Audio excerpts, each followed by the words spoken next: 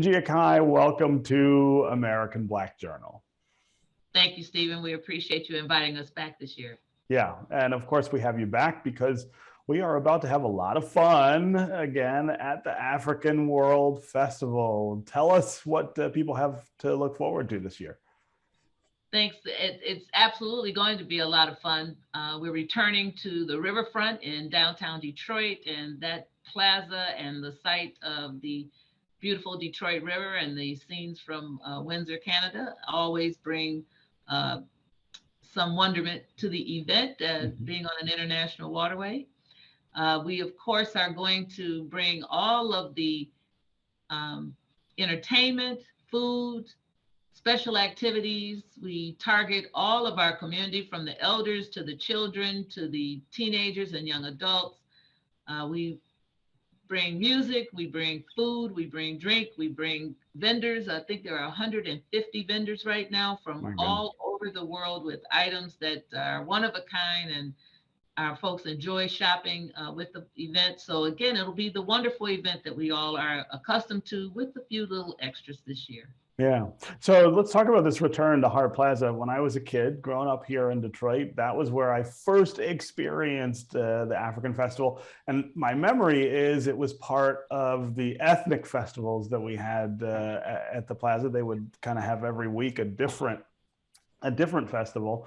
Why is it so important to go back to Hart Plaza?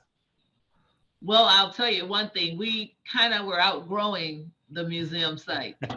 Hart Plaza is designed for this type of event, and the expansiveness of that space really works for this event.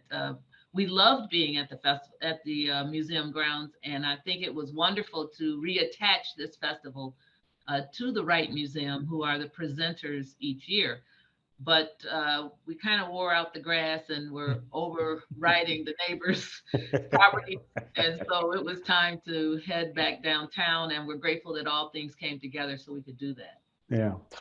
One of the great things about this festival is that it really celebrates the African diaspora, the idea that Africa is everywhere in the world. And I think that's such a positive spin on a history that is, of course, difficult and troubled. But talk about the idea that, Africa and where we're from and who we are is a part of every place on Earth. As a young person, it dawned on me one day, walking around and looking at all the growth that I was seeing. I was in Washington, D.C., and there were daisies and roses and periwinkles and cherry trees and all kinds of flowers. And then there were all these different grasses, the tall sea grasses and the blue Kentucky grass and all these different types of grasses. And I thought, wow, people will accept all types of flowers and call them flowers. And people will accept all types of grasses and call them grasses. But people won't accept all types of humans and relate to them as equal people. Yeah. So that's one of the reasons I love doing the African World Festival. It allows us to display and enjoy the vastness of the African world. The fact, as you said, that we are everywhere. We have traversed this globe from time immemorial.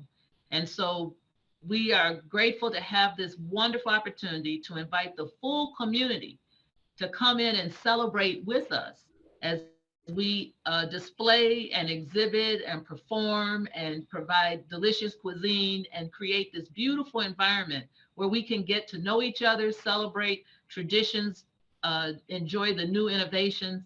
It's a great opportunity, and I'm grateful to see over these years how this community has responded to this event. Yeah. Also super important that we do this in Detroit, given the importance of the African-American story to the city. Talk about the ways in which this might look different than it would in other cities. Oh, yes, Stephen. I was 1 year working diligently in the office, and I got a call. It was a city council member from a smaller town in Ohio.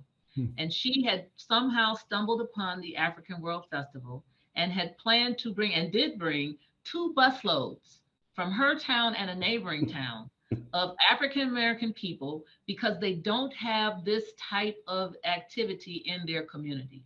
So absolutely, we consider Detroit the center of the world. So everybody knows that almost everything worth anything, it originates from here or gets bettered when it lands here. And Yeah. so yeah, we know that this is important. And luckily we have structure, institution, educated people, people who are willing to invest in allowing this event to be as large and wonderful and welcoming of all people as it is.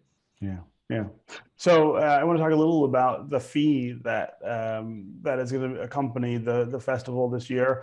I would say anything worth having and experiencing is worth paying for, but of course, there are people who are used to it being free. Talk about why it's important to have that revenue to keep the festival going. That's it right there, sir. In order to keep the festival going, there has to be revenue. Yeah. And this move downtown in this post-pandemic expensive world that we're living in, yes, we were required to institute a fee.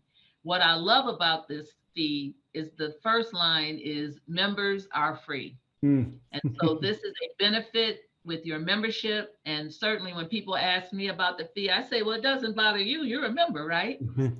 That's my attitude. I think we should all be members and we should all make our children members and we should keep those memberships current. If you're not a member and do not have a current membership card that you can show at the entrance, then the fee is $15 per day per single adult and $10 per day per child. And so we encourage you guys to make these investments into this event because we want to see it continue. We want to see it grow.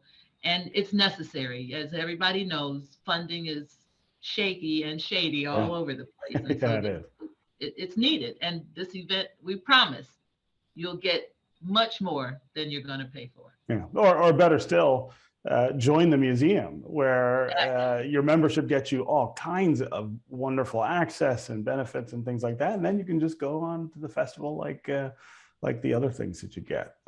Exactly. Yeah. So you've said a couple times and emphasized that, this is a festival for everybody in our region and everyone is welcome. But I want to go back to that and have you talk just a little more about how important that is. This is not about excluding people. This is about welcoming everyone into our experience. Right. This is an opportunity for us to recognize that we are now in 2022. And at this stage in our human evolution, hopefully we're all growing closer as we learn the truths of history and deal with the pains and the arrows and,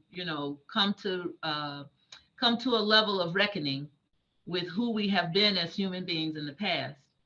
And at this point now, if there's a French festival, I've never had anybody tell me that I shouldn't enjoy the French festival. Mm-hmm. And when the Italians have a festival, I've been to several of them in New York and enjoyed the foods and the opportunities to share in that culture.